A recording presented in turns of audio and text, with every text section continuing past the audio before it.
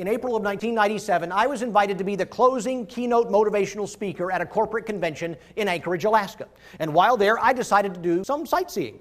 Late one afternoon, I made the 1.5-hour drive out to the Matanuska Glacier because I was told it's one of the very few that you can walk right up to rather than just viewing it from a distance.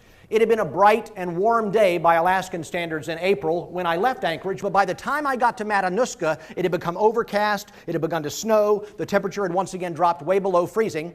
I arrived right at closing time, but the manager told me I was welcome to go down and see the glacier anyway. He directed me to drive down a muddy road, park at the end, and then hike across a frozen pond up to the face of the glacier. I drove right down that muddy road. I parked at the end. Mine was the only car there. The place was deserted, and I struck out confidently toward the glacier across the frozen pond. I got about 50 feet out over the water and heard a cracking noise. I looked down, and little cracks in the ice were radiating out from beneath both feet.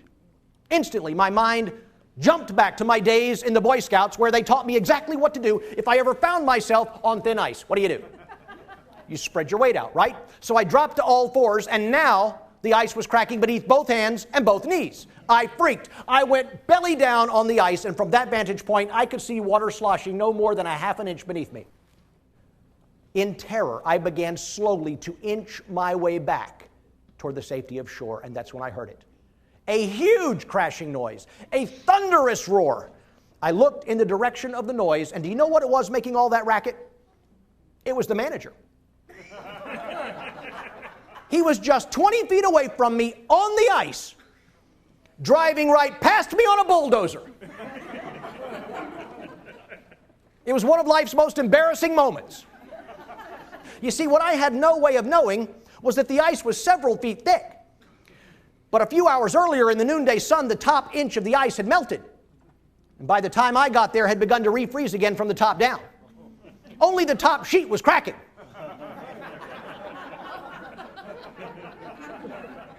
I have a question for you.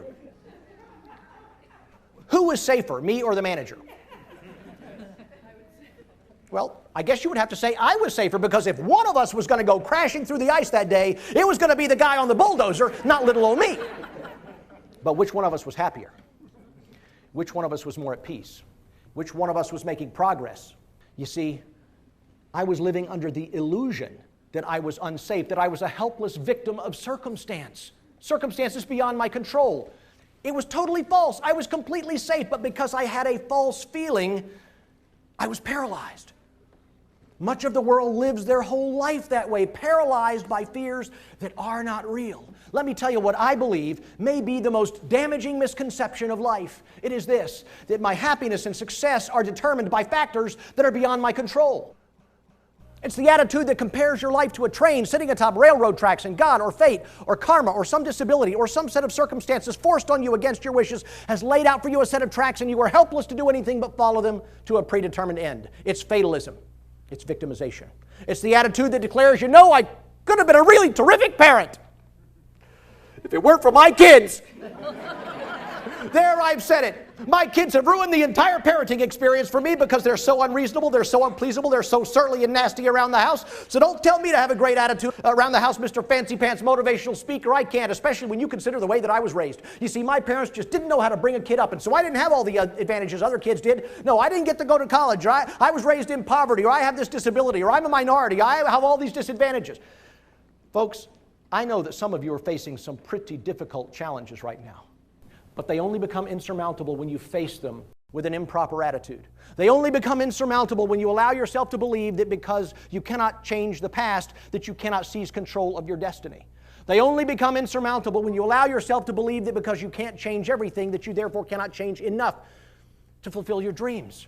They only become insurmountable when you allow yourself to believe that because you are a victim of circumstances beyond your control, that you are therefore helpless. And that, my friends, is nonsense. Because you and I hold right now in the palm of our hands, in equal measure, the single greatest purely human power in this universe.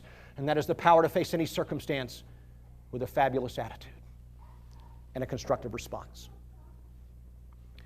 Even if your whole life were to go into the toilet, it won't, but even if it did, you could still have a wonderful life. You know why? Because you get to choose the attitude with which you face it. The best example I can think of is James Brady, former press secretary to President Ronald Reagan. James Brady just happened to be in the way on March 30th, 1981, when John Hinckley opened fire on the president. One of those bullets penetrated Brady's forehead just above his left eyebrow, and as it was designed to do, exploded on impact into fragments that literally shredded his brain. So severe was that injury that all three networks erroneously reported him dead. And now, more than a quarter of a century later, James Brady is still paralyzed on the left side of his body, slurs his speech, suffers loss of short-term memory. Can we all agree that James Brady is an innocent victim? That he did not deserve what he got that day when he just walked out of a building minding his own business, as you and I have done thousands of times ourselves? Can we all concur that he is a victim in worse shape than just about anyone listening to my voices right now? Would anyone argue with the statement that being shot through the head is a worse fate than having to pay through the nose for a gallon of gasoline? Would anybody trade places with him? Would anybody say, yeah, well, let him try to work for my boss for a couple of weeks? See how he likes them apples? He'd change his tune in a New York minute. No, we would all agree that he is a victim in worse shape than just about anyone listening to my voice right now. But does he have a victim mentality? Not on your life. I saw him interviewed by Barbara Walters about 4 years after that terrible shooting. He described how one stray bullet had taken away his job, his dream job, that is, and his career. It had become apparent now that he was never going to be able to walk normally again. It had taken away his ability to play ball in the yard with his children, to remember things, to control his emotions. Barbara Walters asked him, Mr. Brady, are you bitter? Till my dying day, I don't think I'll ever forget his answer. He shook his head no, and he said, and I quote, you got to play the hand that's dealt you. Sometimes there may be pain in that hand, but you got to play it, and I've played it, end quote. What a beautiful answer. You don't get bent out of shape that the guy across the street got a royal flush and you got stuck with a pair of threes. You play your pair of threes with all of the enthusiasm, the excitement, and the motivation that you can possibly muster. And that, my friends, is the key to a happy life and usually to a successful one as well. Nobody would have blamed Brady for curling up in the fetal position and spending the rest of his life whimpering that he's a victim of circumstance. But he didn't do it, and you mustn't either. Folks, let me tell you something. Life is not a set of railroad tracks. It is Grand Central Station.